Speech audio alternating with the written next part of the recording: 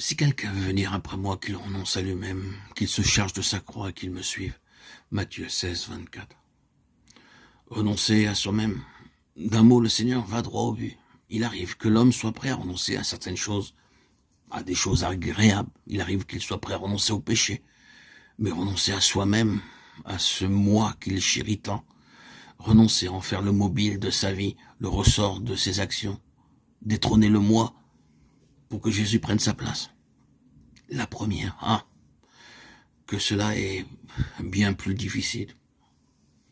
Renoncer à soi-même, frères et sœurs bien-aimés en Christ, l'emploi de tout autre mot eût amoindri, limité le champ d'action de la croix, et par conséquent, limiter la délivrance.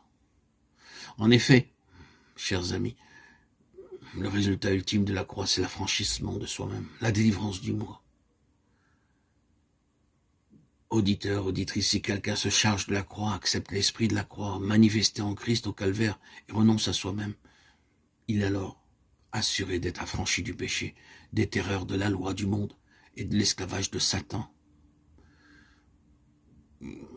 Qu'il soit 1000 fois béni cet évangile du calvaire dans sa simplicité, sa profondeur, son efficacité, sa sagesse, car le moi est bien la cause de tous les troubles, de toutes les rébellions, tous les égoïsmes, de l'orgueil et du péché. Que l'homme se considère comme cloué au bois avec le Christ, jour après jour, heure après heure, que dans les difficultés, les luttes inhérentes à cette vie, il renonce à soi-même et habite dans le calme et la paix du Sauveur. Suivant celui qui l'a précédé dans le chemin de la croix, cet homme suivra l'agneau. Non seulement jusqu'au calvaire, mais jusqu'au ciel, même où il partagera son trône. Y aurait-il pour les disciples un autre chemin que celui que le Christ a suivi? Évidemment non. Le Christ a pris sur la croix la place du pécheur. Quiconque veut le suivre et accepter ses enseignements doit prendre à son tour la croix de Christ. Lorsque les disciples avaient commencé à suivre Jésus de Nazareth, ils n'avaient sûrement jamais entrevu la possibilité du calvaire. Jésus les avait appelés, ils crurent qu'il était le Christ et le suivirent. En leur cœur, ils savaient que Christ avait les paroles de la vie éternelle. Ils l'entendaient, ils voyaient ses miracles, ils rêvèrent peut-être de puissance et de gloire. Mais jamais, certainement, la croix n'a paru à leurs yeux.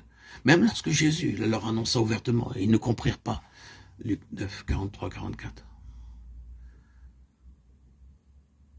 Il en va toujours de même avec la plupart des enfants de Dieu. Ils n'envisagent pas la possibilité de la croix. Mais les premiers disciples ne savaient pas ce que nous savons. La tragédie du calvaire ne s'était pas encore déroulée sous leurs yeux. Ceux qui suivent un Seigneur crucifié doivent l'être à leur tour. Ici-bas, la croix. Au ciel, seulement, le trône.